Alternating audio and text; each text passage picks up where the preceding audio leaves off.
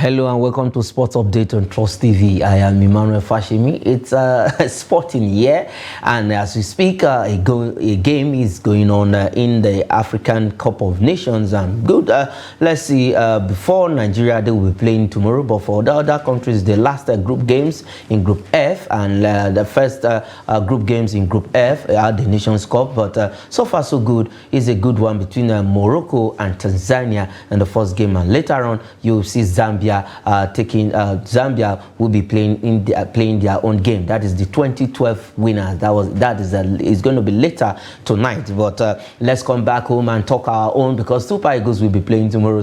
But let's begin from this particular story. This time around, not football precisely. Is a fantastic athlete and one athlete that Nigeria will actually benefit from for years to come. And there's no other person than Elizabeth Anyanacho, who is eyeing, that is in Taekwondo, who is eyeing the Paris 2024 Olympic Games. Anyanacho was Nigeria only representative at the Lens Olympics right there in the game of that is the 2023 African Taekwondo Championship held in Abidjan, and she was able to clinch the silver medal in the final fight. That is the women's 67 kg category, and now she has set aside to see how she's going to pick the Olympic ticket for Paris 2024. And she's in Germany, putting her acts together, and then also combining education and sports for Elizabeth Anyanacho. And we hope and pray that during the qualifiers for the Paris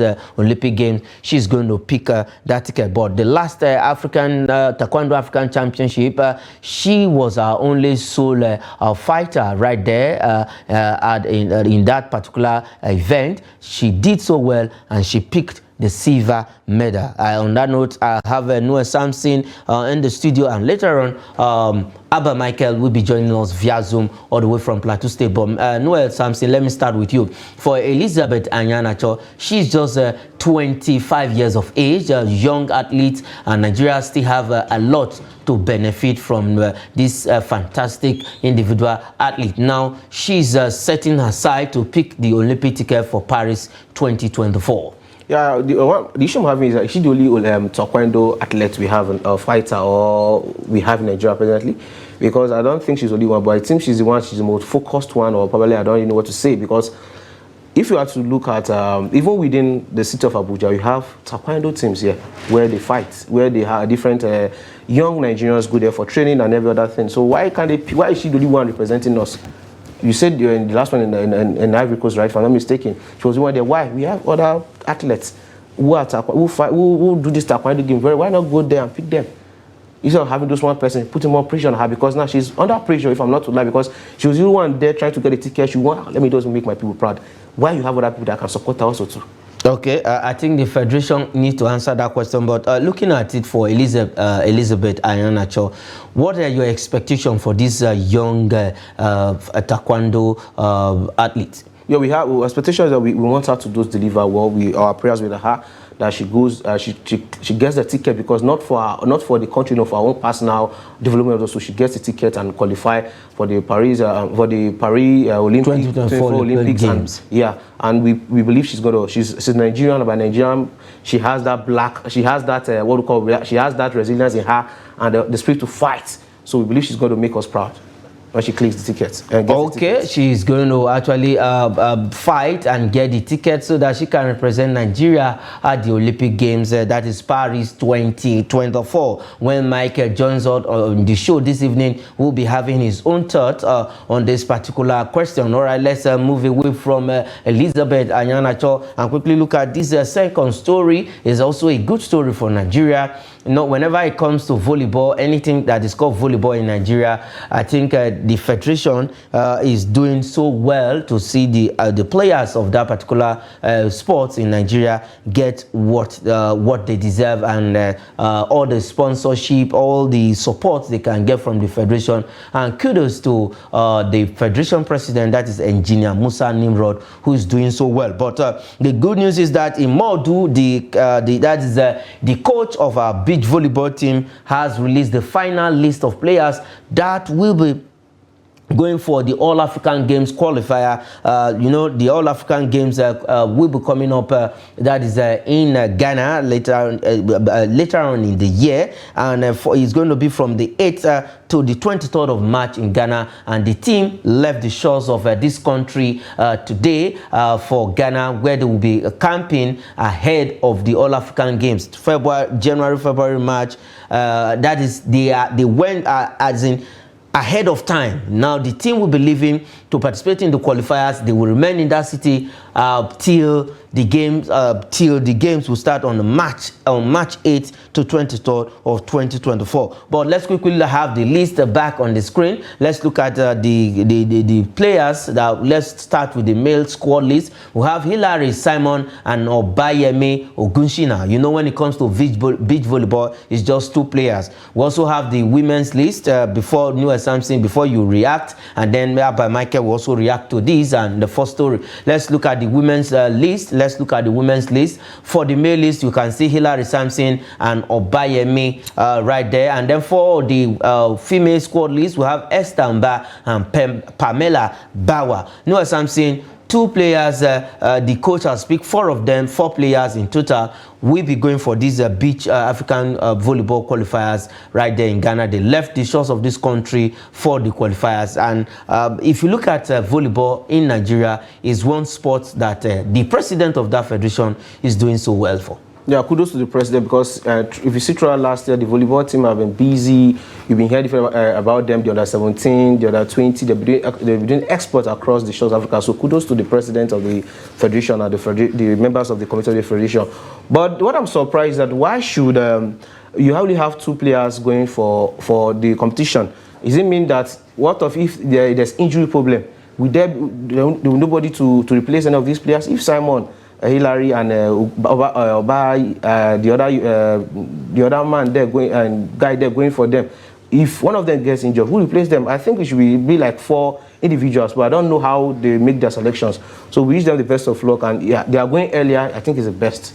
Okay, I think it's the best. All right, Abba Michael, quickly, all the way from Plateau State is joining us via Zoom. Now, for the first story we had on this show, Elizabeth Anyanacho, our own Taekwondo athlete, is eyeing the Olympic ticket, and she has been preparing so well at the Taekwondo African Championship. She was our only sole representative in that championship, and she won silver in the women's 67 kg category. And now she's actually preparing so well to see how she can pick the Olympic ticket again to have a second time outing. The first one was the Tokyo Olympics 2020. She was also our only representative when it comes to Taekwondo and the Olympics, and she gained a lot of exposure in that particular one. She didn't really win a medal, but I believe this time around, if she gets the ticket, she's going to bring back home a medal. But how do you fancy Elizabeth Anyanacho's chances of getting the Olympic ticket? Yes, they say experience is the best teacher. Good morning to all the viewers of Trust Television. I love this station because of the fact that they buttress and they illuminate superstars who don't really have the lights beamed upon them, except apart from Toby and Musa. And this is what we are seeing. Elizabeth Anyanacho, she has been the shining light for Taekwondo. And it's unfortunate that our sports commission only focuses on athletes that are already made. I don't see them focusing much on athletes that are developing until the athlete becomes a world star or a world-class player before they begin to pay attention to them. And so I want to urge the sports commission, pay attention to players that are developing, not only the players that are made or the players that have made their mark. Like Noel said, we need to have or encourage others so that they will shine. Even in the hurdles, apart from Amusan, we have other athletes that needs to be focused to needs attention. Athletes that with 1 or 2 packaging or abroad training, they'll be able to get to that standard. So we should only focus on an athlete when the athlete gets to the limelight. Okay, we should not focus, Abba Michael. I know that the city of Jos is very cold, and you thought we are in the morning. It is the evening in the city of Abuja. I know the hazy weather in Plateau State. Sometimes you get just, I remember my time in Jos, I don't go out at all. And sometimes if I want to talk to somebody, I'll just say good morning. But it is the evening here in the city of Abuja.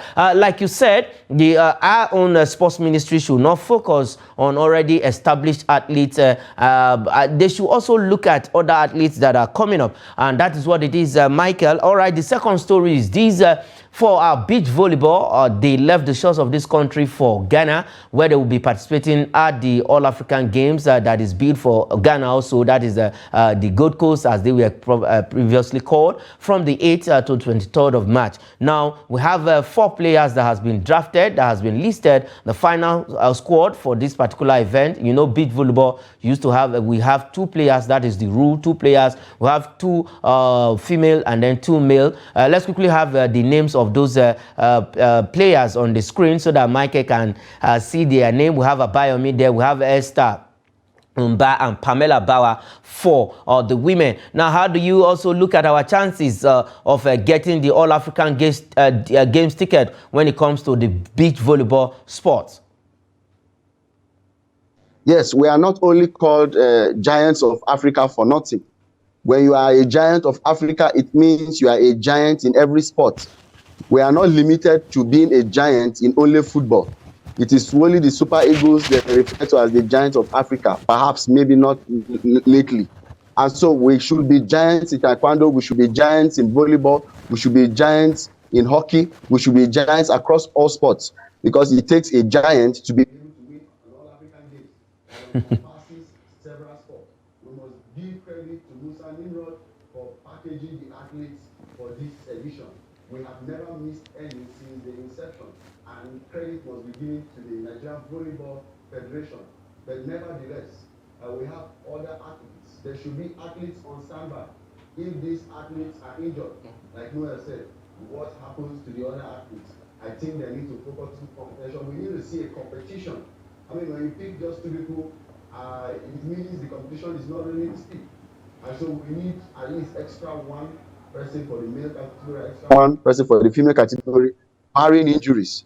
Sometimes these athletes could just pick injuries. Okay, I think you are also speaking from the side of Noah Samson, but a good one. What do you make of the early, let me say, going for these All-African Games early? This team has been camped in Abuja for weeks, and now they left the shores of Abuja for this particular All-African Games qualifiers event. What do you see, as in, how do you fancy this, and what are your thoughts about all of the preparations so far for the team?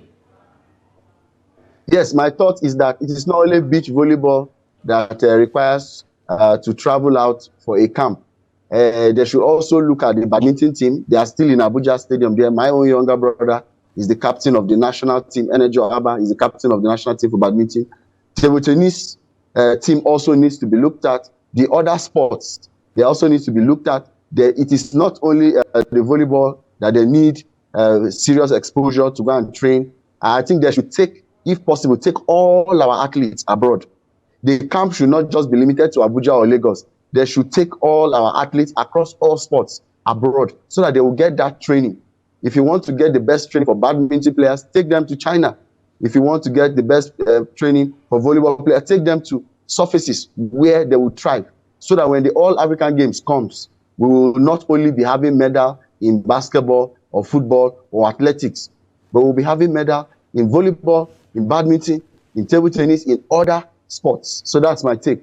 Okay, that's your take. You are actually making a case for other sports. A good one. I believe the federations of those sports are listening to you, and they would just they will do what they need to do in conjunction with the Ministry of Sports, and then the government helping to fund that, and private individuals. And that is what we are calling on. That is why we are calling upon the private individuals in this country, private companies. They should invest in sports and take our sports to enviable heights. Okay, let's leave the beach volleyball and talk some round leather game now in the MPFL 2023-24 season. For the player and the coach of the month, it has been given to we have Albert Hillary and Coach Mangut of Plateau United winning the player and the coach of the month for MPFL, that is for December. Albert Hillary won the Nigerian Premier League Player of the Month for December after scoring 6 goals.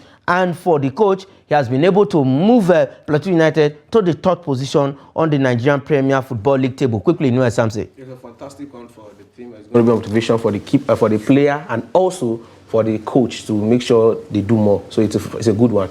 Okay, it's a good one. I will not allow you to react to this, Abba Michael, because these two personnel are in your state, and that is your team. So I will not allow you to react to it. Congratulations to Albert Hillary and Coach Mangut for doing so well in the month of December in the Nigerian Premier Football League. All right, let's go straight to Spain, where we have Spanish Copa del Rey fixtures that will be coming up tonight, and there's a dust about a particular game where our own Sadiq Umar, who was declared injured in Super Eagles camp, is part of the players that will play in this game tonight, but I don't know. Let's see if definitely he's going to play. Valencia will take on Celta Vigo. Osasuna will play Real Sociedad, while Girona, who are topping the La Liga table, will take on Rayo Vallecano in the Spanish Copa del Rey. As the Spanish Copa del Rey will be going on, we also have games in England. That is the FA Cup 3rd round replay for some teams that didn't win their first leg. We have Blackpool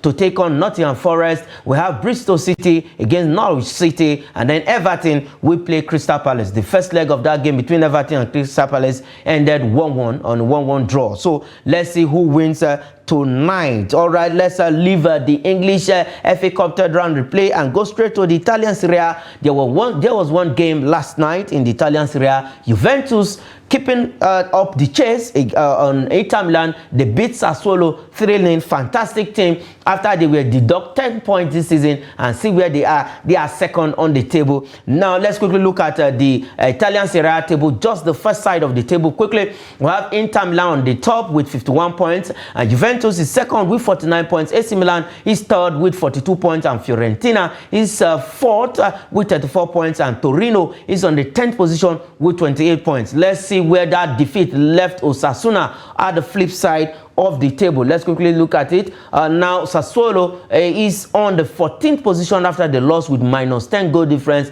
and they have 19 points. Monza is 11th, and Salernitana is on the 20th position with 12 points. Michael, quickly, in just 1 second for Juventus, do you think they can actually catch up with Inter Milan and win the Scudetto this season?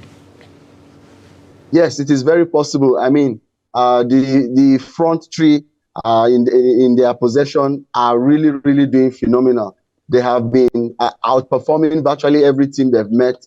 I think they've been recording wins after wins after wins. For a moment, I wanted to ask if Cristiano Ronaldo was still in Juventus. I mean, the Chiesa and the rest of them are really keeping Inter Milan at bay, just 2 points off at the top of the pace. I think any slip by Inter Milan, Juventus is bound to surpass them, because right now they are stringing up victory after victory. So big kudos to Juventus for a prolific front line.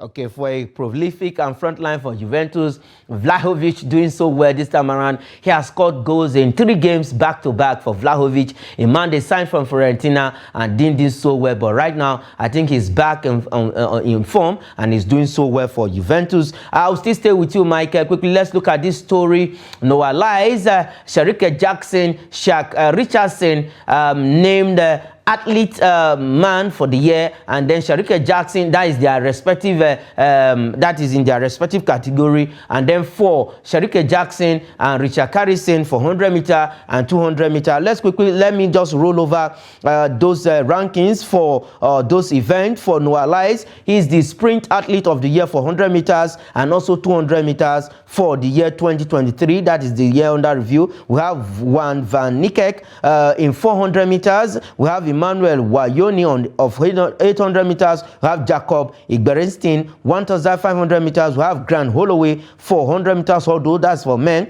Kristen Walholm, 400 meters hurdles men. And Mohamed Katia, 5,000 meters for men. And Mondo Duplantis, the ever great when it comes to pole vault. And Ryan Cruiser in shot put. And then for the female category, the athlete of the year in their respective races, we have Richardson for 100 meters, Sharika Jackson for 200 meters, Meredi Polino for 400 meters, and we have Mayomora for 800 meters. Faith Kipiegon, if she's not there, we might just ask question 1,500 meters. Now, for you, Michael, quickly react to this. Noah Lyles named the sprint athlete of the year, Sharika Jackson and Shah Richardson.